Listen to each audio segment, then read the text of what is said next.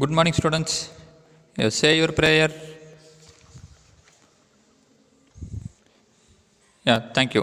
நான் ஒரு நல்ல ஆசிரியர். நான் உங்களுக்கு தாயாகவும் தந்தையாகவும் மருதுமறையாக அன்போடு கல்வியை போதிப்பேன்.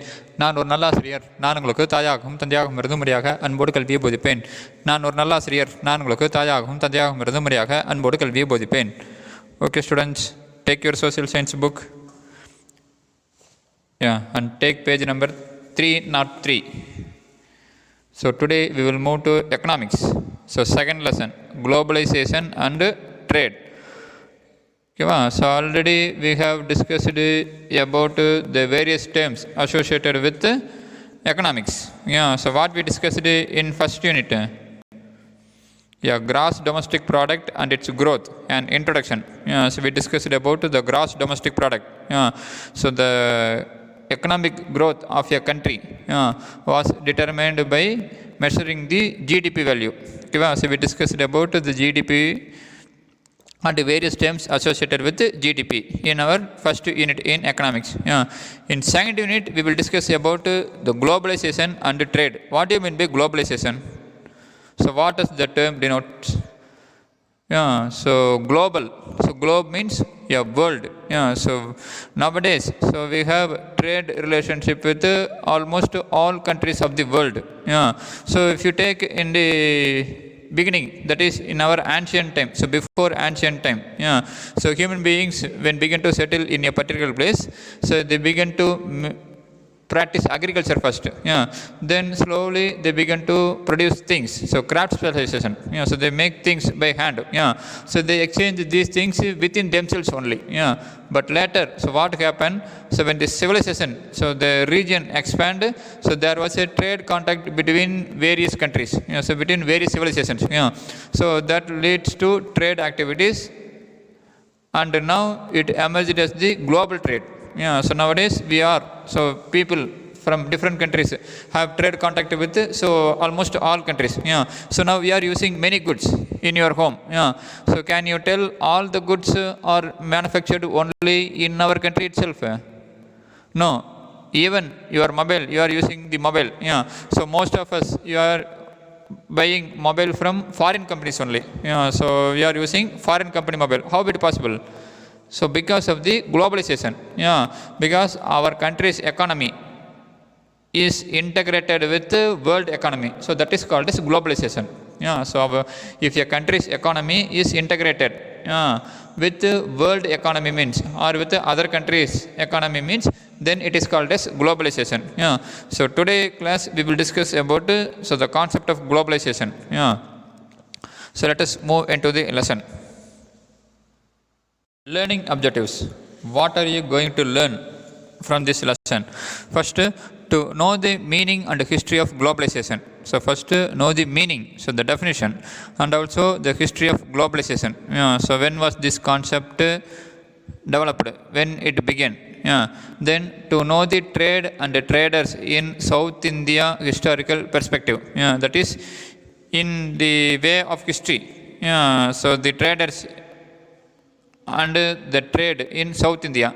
So to know the trade and traders in South India historical perspective. So perspective means the way you see something.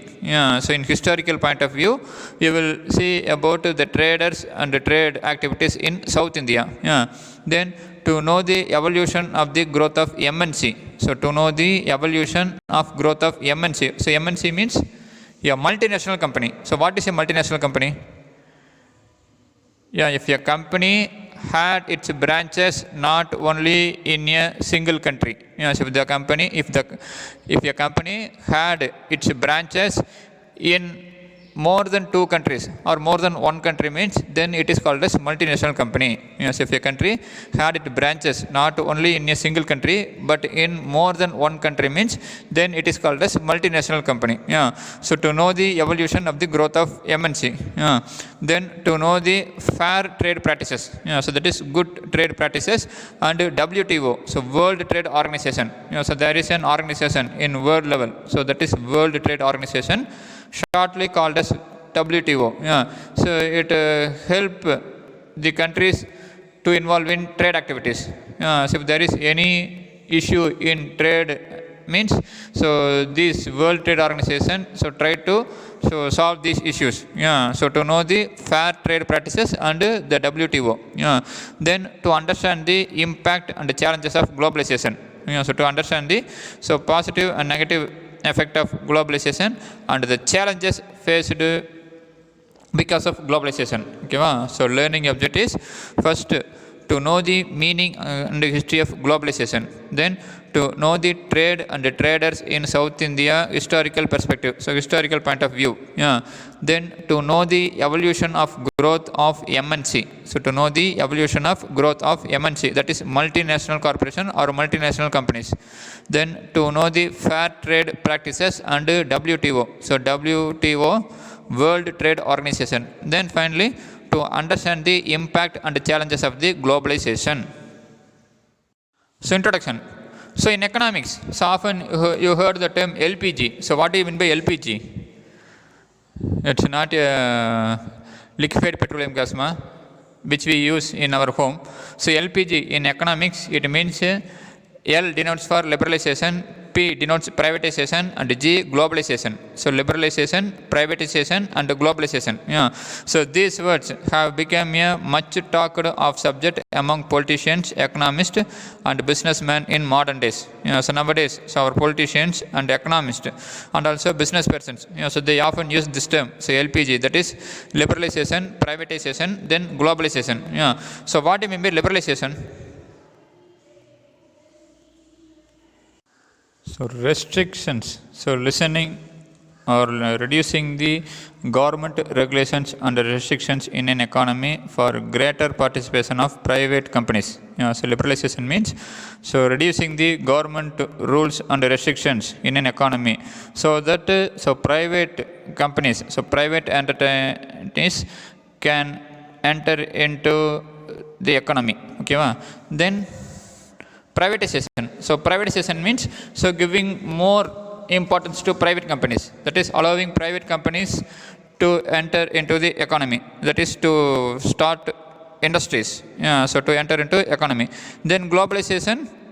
Yeah, so the integration of countries' economy with the world economy. Yeah, so liberalization. So which mean so lessening of government regulations and restrictions in an economy for greater participation of private entities. Yeah. So privatization, so allowing private partners, so private companies. Then globalization. So normally, so globalization means so fact that the different cultures and economic system around the world are becoming connected and similar to each other because of the influence of the large MNCs and of improved communication. So globalization. So the definition is the fact that the different cultures and economic system around the world are becoming connected. So the different cultures and economic system around the world are becoming connected and are similar to each other because of the influence of the large MNCs and of improved communication. So these terms so have been much talked subjects among politicians, economists, and businessmen in modern days. So today we will discuss about the globalization. So the history of globalization. So globalization.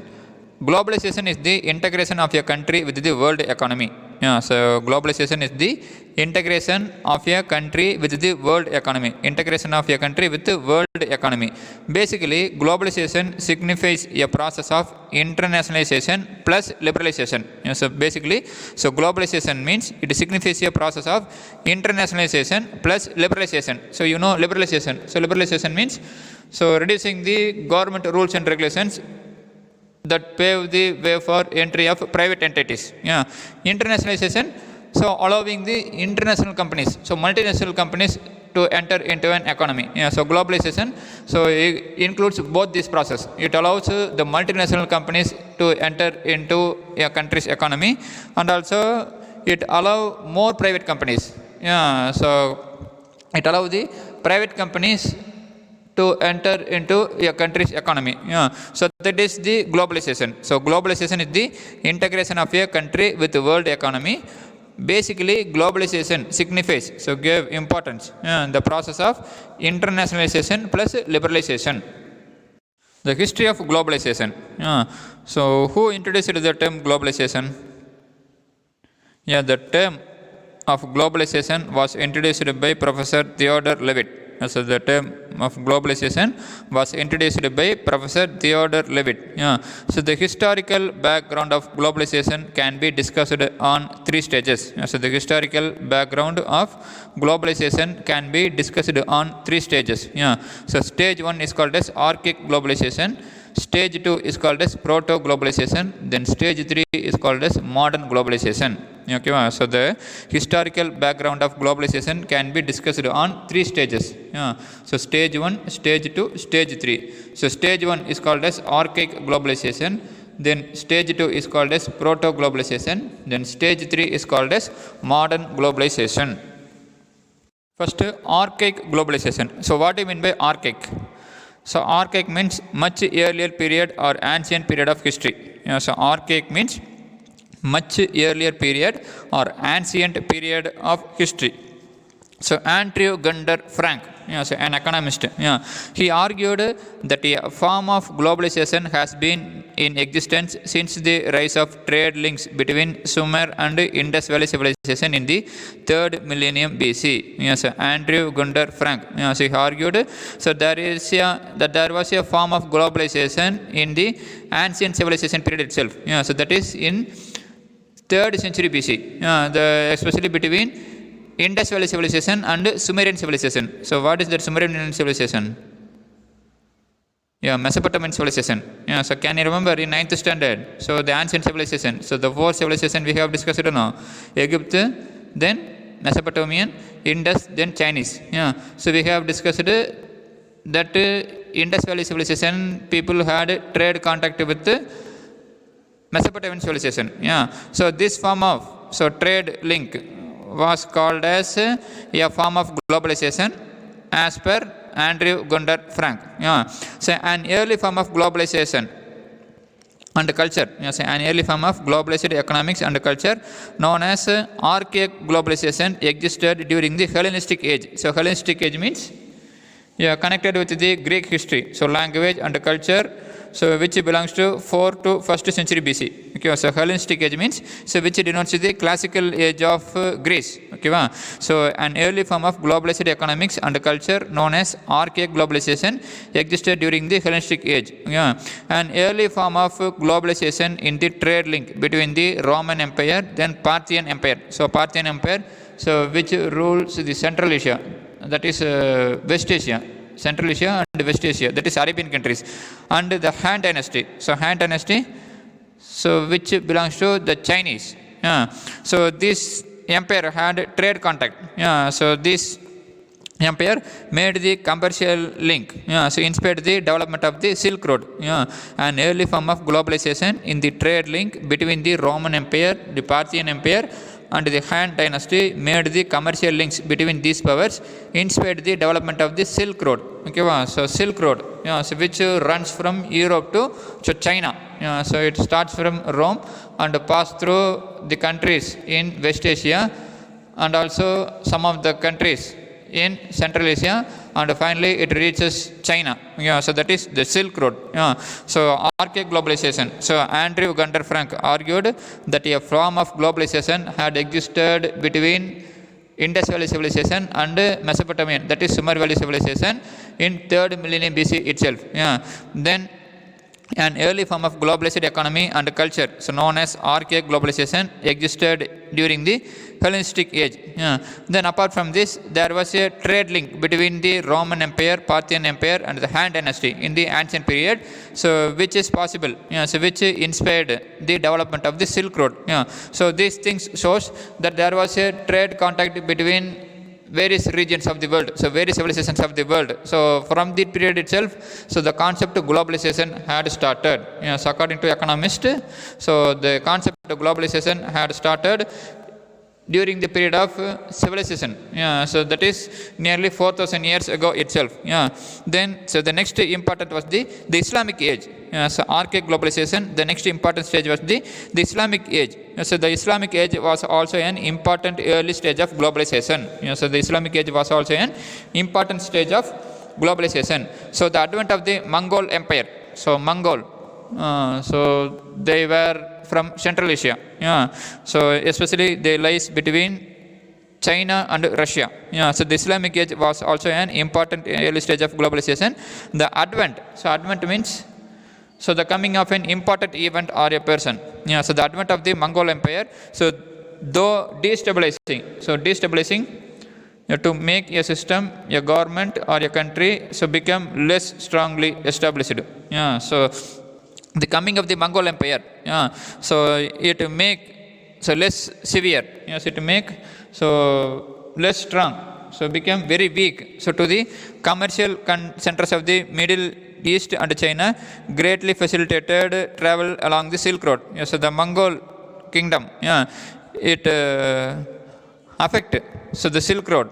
So it affect the centers of the Middle East and China, but facilitated travel along the Silk Road. Yeah, so the Silk Road helped the Mongolians so to enter into the European countries. Yeah, so this pre-modern phase of global exchange are sometimes known as archaic globalization. Yeah, so this global exchange, this thought of this kind of global exchange, that is the global exchange which happened after the Islamic period. Yeah, so during the Islamic period, so the Mongols invasion, so the Silk Road helps the Mongols for their invasion. Yeah, so this kind of global exchange are sometimes regarded as the archaic globalization. So from ancient period to so the Islamic age, that period is called as archaic globalization. Next, proto-globalization. So the next phase is known as proto-globalization. It was charterized. Yes, it was charterized by the rise of maritime European empires. So maritime means related with the sea and ship, because the Europeans, so they came to Asian countries through sea route only. Yes, initially they had trade contact with Asian countries only through land route. Okay, so because of the Arab traders, so because of the Arab countries severe imposition of tax and various problems, they try to find new sea route to the Asian and African countries, and this marked the beginning of the maritime European empires. Yeah, so it was characterized by the rise of maritime European empires in the 16th and 17th century. First, the Portuguese and the Spanish Empire. Yeah, so the first European country, yeah, so to find new sea route to Asian countries was the Portuguese. Yeah, so Portuguese was followed by the Spanish, then it was followed by the Dutch and the British empires. Yeah, in the 17th century, globalization became private business phenomenon. Yeah, so in 17th century, so globalization became private business phenomenon. Yeah, that means so initially we can't say that there is any private company in world level. So in archaic globalization, so there is no private companies. So private individuals are there. Yeah. So but there is some restrictions. Yeah. So and also they have to do the business activity in the name of their country or with their king. Okay. So there is no private company. But in the 17th century, yes, so the globalization became private business phenomenon, like British East India Company, which was founded in the year 1600. Yeah, so in 17th century, globalization became private business phenomenon. Yes, so now private companies so began to enter from 17th century onwards. Yeah, so the first multinational company was British East India Company. So have you know about British East India Company? Yeah, so they only came to India as a traders and occupied our country. Yeah, so the British East India Company, it was the first multinational company which was founded in the year 1600. Yeah, and the first Dutch East India Company founded in 1602 were established. Yeah, so the proto-globalization. So the next phase in the historical development of globalization is the proto-globalization. Yeah, it was characterized by the rise of maritime European empires in the 16th and 17th century. Yeah, so first the Portuguese and the Spanish Empire, then later the Dutch and the British Empire. Yeah, in the 17th century, globalization became private. Yeah, so private business concept, like so British East India Company, which was founded in the year 1600, which was described as the first multinational company. Yes, so British East India Company, that is English East India Company, was described as the first multinational company. And next, the Dutch East India Company, which was founded in the year 1602. Yeah, so these were the first multinational companies. Yeah, so which were established. Then modern globalization. So the 19th century witnessed the advent of globalization approaching its modern form. So the 19th century witnessed, so the advent of, that is the coming of the important event. So the globalization approaching its modern form. Between the globalization in the 19th and in the 20th century, there are significant difference. So between the globalization in the 19th and in the 20th century, there are some important differences. There are two main points. One is the global trade in this century, as well as the capital, investment, and the economy. And another one is the global trade in the 20th century, so a higher share of trade in merchant production, a growth of trade in services, and the rise of production and trade by multinational firms. So between the globalization in the 19th and in the 20th century, there are some significant differences. So there are two main points. So one is the global trade in this century. So in the 19th and 20th century, so there was a global trade, so as well as the capital, investment, and the economy. And another one is the global trade in the 20th century shows a higher share of trade in merchant production. So in 19th century, so there was a increase in trade, so global trade, so which involves the more investment and more capital. So in 20th century, so there was a higher share of trade in merchant production. That is, so the business persons get more share. And also there was an increase in service sector. So in 19th century, there was an increase in industrial sector, but in late 20th century, so there was an increase in service sector and also the rise of production and trade by multinational firms. So now, so multinational companies so began to occupy the economy in 20th century. So the 19th century witnessed the advent of the globalization approaching its modern form. Between the globalization in the 19th and in the 20th century, there are significant differences. There are two main points. So one is the global trade in the centuries, as well as the capital, investment, and the economy. And another one is the global trade in the 20th century. So one is the global trade in 19th century, as well as the capital, investment, and the economy. And another one is the global trade in 20th century shows a higher share of trade in merchant production, a growth of trade in the services, and the rise of production and trade by multinational companies. So 19th century, there was more investment in capital. So and there was lot of change in the field of economy. Then in 20th century, there was a share of trade in merchant production. So the business, the traders, so they began to get a higher share. Then there was a growth of trade in the service sector. So now communication and service, so they played an important role in 20th century. And also the production and trade activities now taken over by many multinational companies. Next, trade and traders in South India historical perspective. So historical point of view. So South Indian trade guilds. So guild means an organization of people who do the same job or who have the same interest or aim. So guild means an organization started by a people, started by a group of people. So trade guild, so an organization started by traders. So South Indian trade guilds were formed by merchants in order to organize and expand their trade activities. So South Indian trade guild were formed by the merchants, that is traders, in order to organize and expand their trading activities. Trade guilds became channels through which Indian culture was exported to other land. So through these trade guilds, the trade organizations, our Indian culture was exported to other land. So southern Indian trade guilds were formed by merchants in order to organize and expand their trading activities. So trade guilds became the channels, so became the route, so through which Indian culture was exported to other land. Early traders.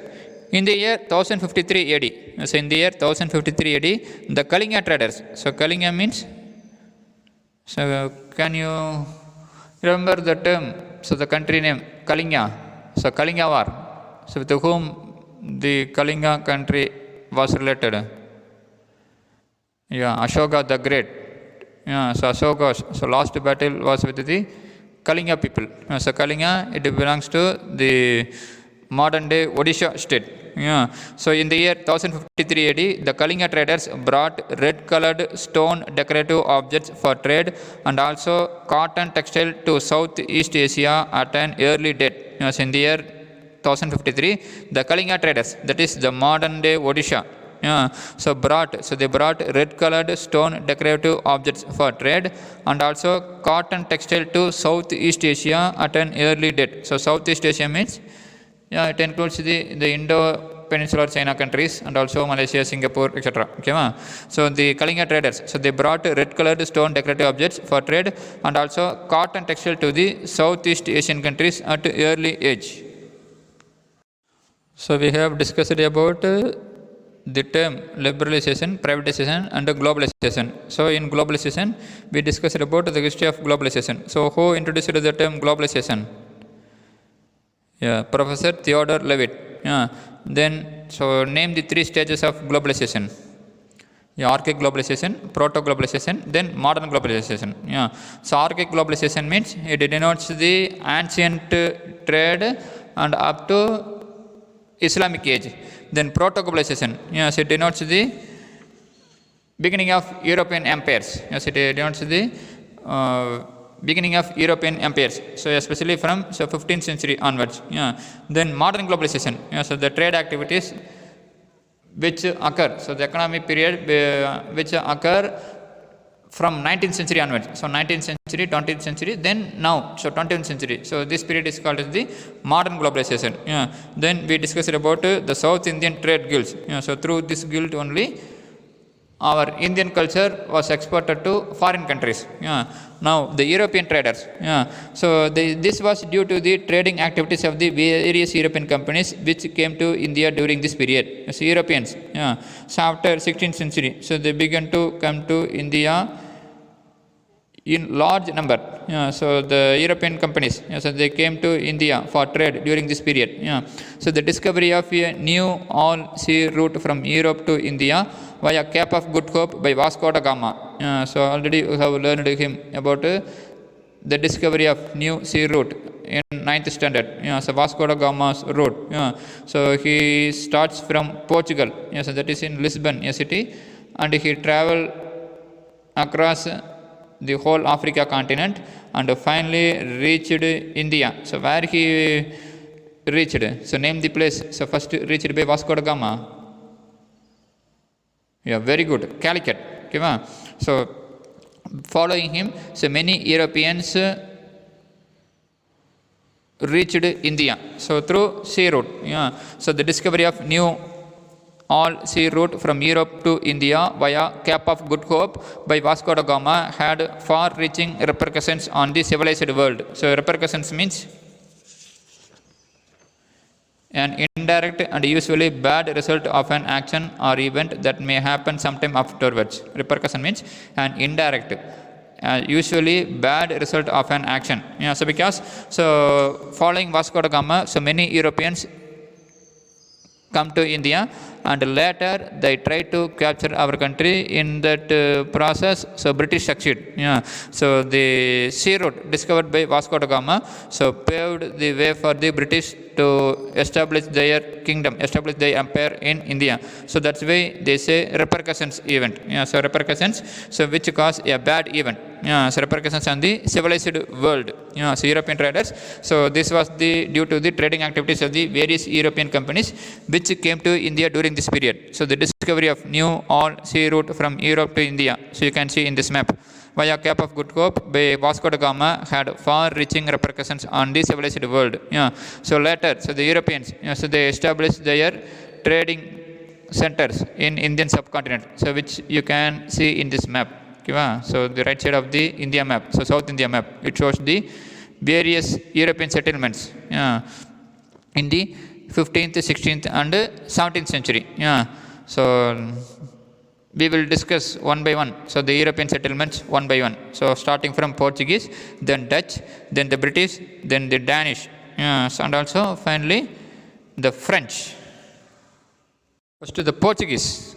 So the Portuguese was the first Europeans to find a new sea route to India. Yeah.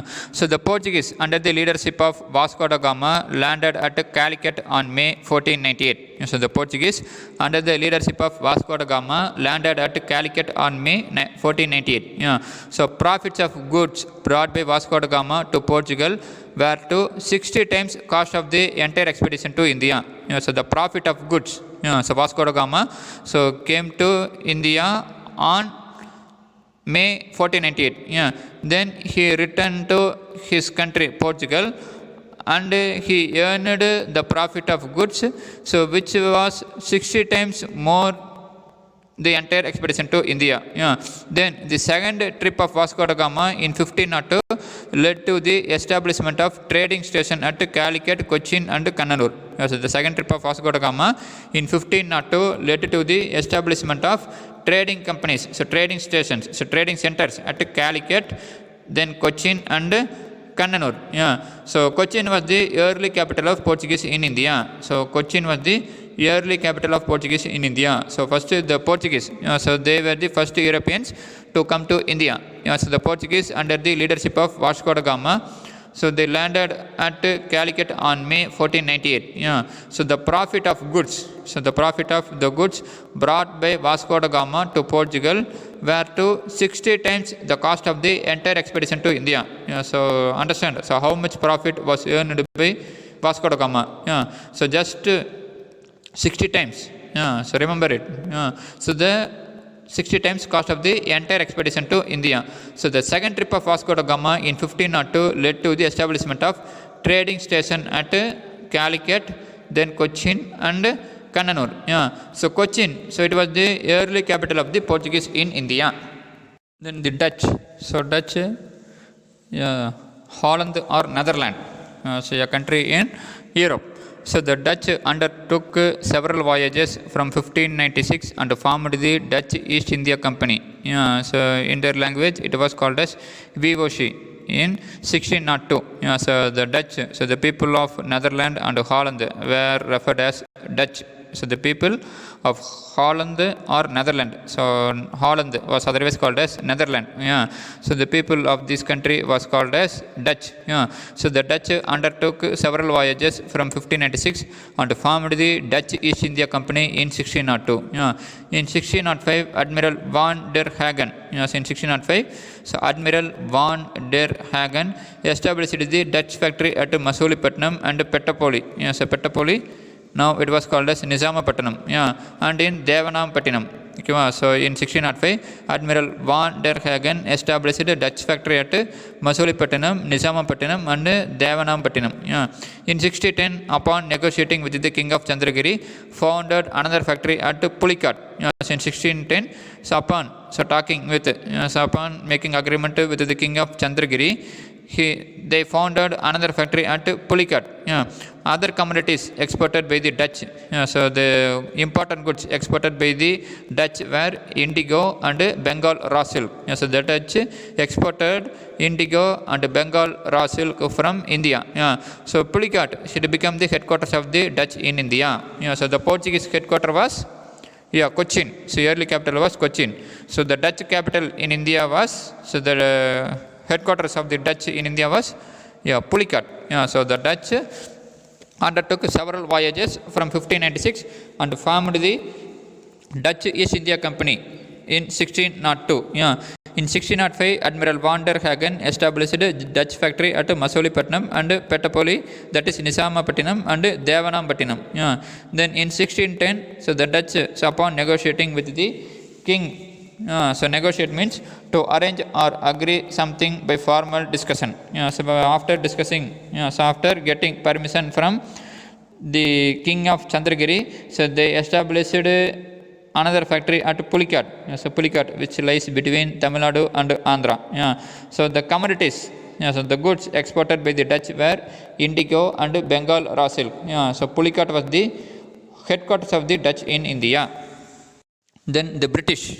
So on 31st December 1600, Queen Elizabeth granted charter to the East India Company. So on 31st December 1610, Queen Elizabeth, so the Queen of England, so granted charter. So granted means, Yeah, a written statement describing the rights that a particular group of people should have. Yeah, so charter means a written statement. So describing the rights that a particular group of people should have. Yeah, so on 31st December 1600, Queen Elizabeth officially granted the East India Company. So East India Company. So it was the company started by 100 merchants from Britain. Yeah, so the British merchants. So nearly 100 persons. Yeah.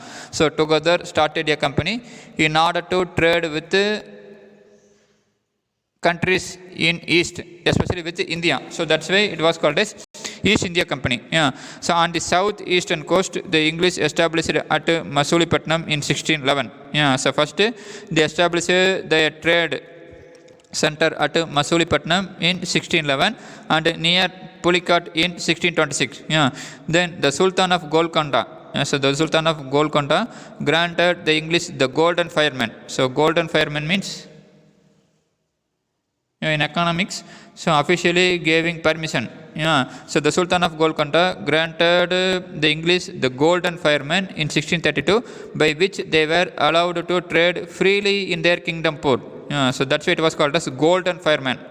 So for the other Europeans, so they have to pay the customs duty. But the Sultan of Golconda, so he granted the English so to trade in his kingdom freely, so without paying any customs duty. So in 1639, so they built a fortified factory in Madras, which was known as Fort St. George. In 1639, so the British built a fortified factory in Madras, which was known as Fort St. George, which soon displaced Masulipatam as headquarters of the English settlement on the Coromandel coast. In 1639, they built a fortified factory in Madras, which was called as Fort St. George. So St. George. So now it was the building of Tamil Nadu Legislative Assembly. So it displaced the Masulipatam as headquarters of the English settlement on the Coromandel coast. So the British on 31st December 1600, Queen Elizabeth granted charter to the East India Company. On southeast coast, on the eastern coastal region, the English established at Masulipatam in 1611 and near Pulicat in 1626. So the Sultan of Golconda granted the English the Golden Fireman in 1632, by which they were allowed to trade freely in their kingdom port, that is in the kingdom of Golconda. In the kingdom of Golconda, so the British can trade freely. So for this, the Sultan of Golconda granted the Golden Fireman to English in the year 1632.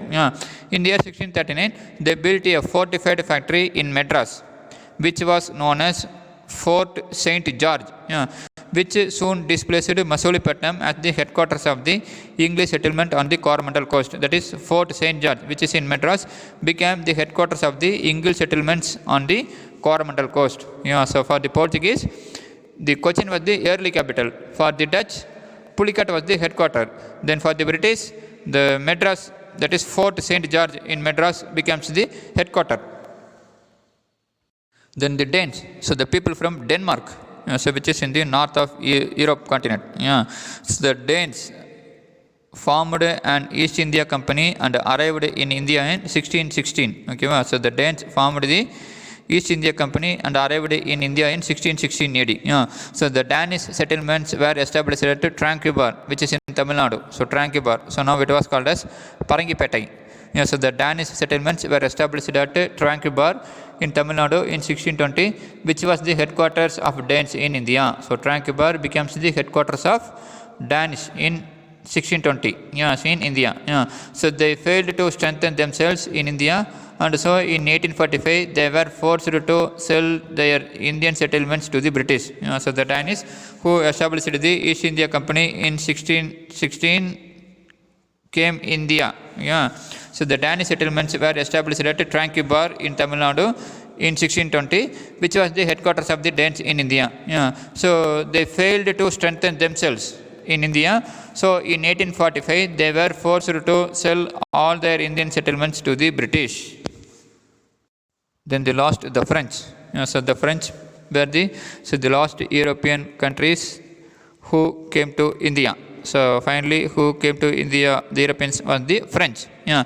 So the first French factory in India was established in 1668 by obtaining permission from the Sultan of Golconda. Yes, already we have discussed about the Sultan of Golconda, no? Yeah, he gave the golden firmament to the British in the year 1632. Yeah. So the next Sultan of Golconda in the year 1668 gave permission to the French people to establish their factory. Okay. In 1693, the Dutch captured Pondicherry from French, but it was handed back to the French. Yes, in 1693, the Dutch, so they captured Pondicherry, so which was the earliest settlement of France. Yeah, so the Dutch captured Pondicherry, but they later handed it to French. Yeah. In 1701, Pondicherry was the headquarters of the French. So in 1701, so Pondicherry, it became the headquarters of the French. Yeah, so the first French factory in India was established in 1668 by obtaining permission from the Sultan of Golconda. In 1693, the Dutch captured Pondicherry but was handed back to the French. In 1701, Pondicherry was the headquarters of the French. Yeah. So from this you can understand. So from this European traders visit to India, you can understand that they had their settlement in the coastal region, especially in the peninsular India only. Yeah. So what happened in North India during that time? So 16th century, 17th century. So which empire ruled North India? Yeah, the Mughal Empire. Yeah, so so the British got permission from Mughal ruler Jahangir to trade. Yeah, so North India, so it was ruled by the Mughals. Yeah, so South India only, so we have the trade settlements because the Europeans came through sea route only. So that's why they had trade contact with the South Indian traders. Yeah, so we have discussed about the European traders. So from Portuguese, then the Dutch, the British, the Danes, and the French. Yeah, so how they came to India and how they established their trading centers and the headquarters. Yeah, so by following the sea route of Vasco da Gama, the Europeans came to India, and after getting permission, after negotiating with the Indian rulers in the peninsular India, so they established their first settlements and improved the trade activities with India. Okay, ma? So next, globalization in India. In India, after 1980 to 81. Yes, in India, the period after 1980 to 81 was marked by severe balance of payment difficulties. So balance of payment means, so the difference between the amount of a country pay for import and the amount it receives for export in a particular period of time. Yeah, so in India, so after 1980 to 81, so there was a severe balance of payment difficulties. That is, India so find it difficult to pay the amount so for its imported goods, because the value of the goods exported by India so became less. So she had to pay more amount. So there was a severe balance of payment difficulties. So balance of payment means the difference between the amount of a country paid for import and the amount it receives for export in a particular period of time. That is, the import value is more when compared to the export value. So why means, so because there was a hike, there was an increase in oil price and the Gulf War in 1992-91 and hostilities in West Asia. So because of the problems in West Asia, so there was an increase in oil price. So this led to the balance of payment difficulties in India. So that means, so there was an imbalance of trade. So import value became more when compared to export value. So India has faced the severe balance of payment difficulties. When the new government took over in June 1991, India had unprecedented balance of payment crisis. So when the new government took over in June 1991, India had unprecedented. So unprecedented means, so that has never happened. Yes, India had faced the balance of payment crisis, so that she had never faced already. So with the downgrading of India's credit rating by some international agencies, there was a heavy flight of capital out of India. So at this time, so some international agencies, so they lowered the value of Indian currency. So India's credit, so India's credit was downgraded by some international agencies. So there was a heavy flight of capital out of India. So there was the capital, so from India, so moving outwards, so moving to other countries. So in order to solve these problems, so Indian government introduced new economic policy. And at the same time, India lost its credit worthiness in the international market. The central government mortgaged. So mortgaged means a legal agreement by which a bank or similar organization lend you money, so gave you money to buy a house, etc., and you pay the money back over a particular number of years. So mortgage means a legal agreement, so by a bank or an organization, so which gave you money for your activities and you pay the money back over a particular period of time. Okay, so India lost its credit worthiness in the international market. The government mortgaged 40 tons of gold to the Bank of England. So the government of India mortgaged, so 40 tons of gold to the Bank of England. Under these circumstances, the government of India in the year 1991-92 presented its budget in July 1991 with a series of policy changes which underlined the LPG concept, globalization, liberalization and privatization. So this has to become called as India's new economic policy. So this has to be called as India's new economic policy. So these policies were further strengthened when India signed the Dunkel Draft in 1994. So Dunkel Draft we will discuss in this lesson itself. So this policy, so the LPG, it was strengthened when India signed the Dunkel Draft in 1994. So globalization in India. In India, the period after 1980-81 was marked by severe balance of payment difficulties. So there was imbalance of trade activities. So due to hike in oil price and the Gulf War in 1990-1991 and hostilities in West Asia. So internal disturbances in West Asian countries. When the new government took over in June 1991, India had unexpected balance of payment crisis. So she had never faced such balance of payment difficulties. And also, with the downgrading of India's credit rating by some international agencies, there was heavy flight of capital out of India. So some international agencies, so they lowered the India's credit rate. So India's credit rate was lowered by some international agencies. So there was a heavy flight of capital out of India. So that is the capital. So that is the money value. So the money invested in India now moving to other countries. Since India lost its credit worthiness in the international market, the government mortgaged 40 tons of gold to the Bank of England. So government mortgaged 40 tons of gold to the Bank of England. So mortgaged, so in Tamil we can say adamanam. So 40 tons of gold to Bank of England. Under these circumstances, the government for 1991-92 presented its budget in July 91 with a series of policy changes which underlined globalization, liberalization and privatization. So this has come to be called as India's new economic policy. So these policies were strengthened when India signed the Dunkel Draft in 1994. So after 1991 only, so the foreign companies were allowed to enter into India. So till 1991, so the government gave importance to Indian companies. Okay, so reforms made to adopt globalization. So reforms introduced by the government of India in July 1991 to adopt globalization. So new economic policy in India. First, abolition of industrial licensing except for a few industries. Yes, except for few industries. So the industrial license was abolished. That means industry have to get license. So there should be a license. So as like we have license in driving and also some other activities, no. So like that, so they want to start a company means, so they have to get a license from India. So as per new economic policy, so the industrial license concept was abolished except for few industries. Then reduction in the number of industries reserved for public sector, that is for government sector.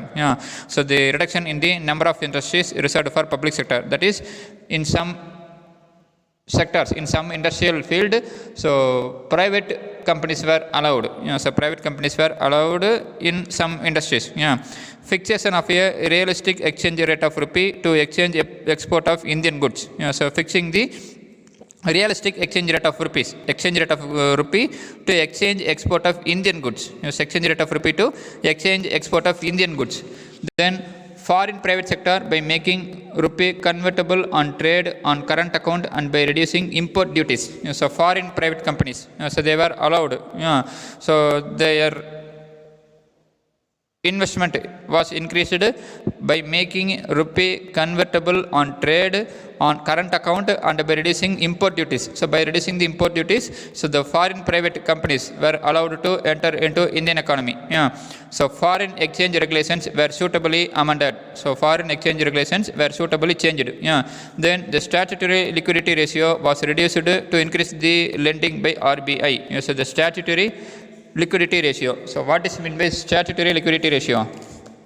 So shortly called as SLR. So the ratio fixed by RBI of the total deposits of a bank, which is to be maintained by the bank with itself in non-cash form. So prescribed by the government to be in the range of 25 to 40%. So SLR means, so the total deposits of a bank which is to be maintained by the bank with itself. So the deposits, so the total deposits of a bank which is to be maintained by the bank itself in the non-cash form. So that is cashless form. So that is prescribed by the government.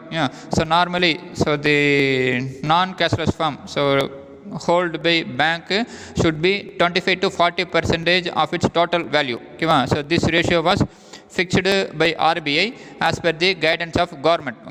So that statutory liquidity ratio was reduced. So that is, the SLR ratio was reduced in order to increase the lending by RBI, so that RBI gave more amount, so more credit to the banks. So banks, so now they were allowed to give more loans, so more credit to the customers, so bank customers. So since the SLR ratio was reduced, it means they can give more credit. So it was done to increase the economic activities, to increase the, so the currency value, so to increase the economic condition in India. So the reforms introduced to adopt globalization in India were abolition of industrial licensing except for a few industry, reduction in the number of industries reserved for public sector, fixation of a realistic exchange rate of rupee to exchange export of Indian goods, foreign private sector by making rupee convertible on trade on current account and by reducing import duties. Foreign exchange regulations were suitably amended. So the statutory liquidity ratio was reduced to increase lending by RBI. Okay students, so today's class we discussed about the globalization. So globalization, the term introduced by Professor Theodore Levitt. Then we discussed about the three stages of globalization: archaic globalization, proto-globalization, then modern globalization. Then we discussed about the European traders, so how they came to India and established their settlement. Then finally we discussed about the globalization in India.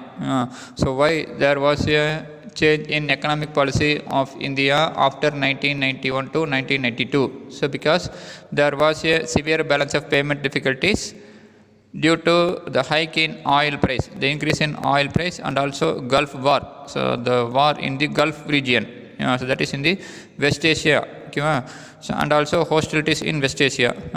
Apart from that, so there was an downgrade of India's credit rate by some international agencies. So the India's credit rate became low.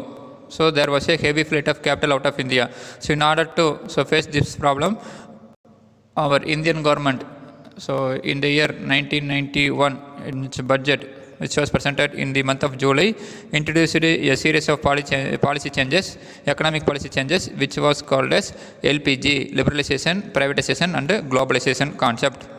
So this policy became strong, so became strengthened when India signed the Dunkel draft in 1994. Then finally we discussed about the reforms made to adopt globalization, so the new economic policy in India, so introduced in the year 1991. Okay, students, so take your book. So take page number 305. Yeah, textbook reading. So start from the first heading itself. So the European traders. So the European traders, the Portuguese, the Dutch, the British, the Danes, and the French. And also read the globalization in India. So that is very important. So in the field of economy, so this concept is very important. So the new economic policy. Then homework. So come to book back. So take page number 310. Fourth Roman letter. Give short answers. So first question, second question, and fourth question. So first question in page number 303. Second question also in page number 303. Fourth question 305 and 306. So first question, what is globalization? Come to page number 303.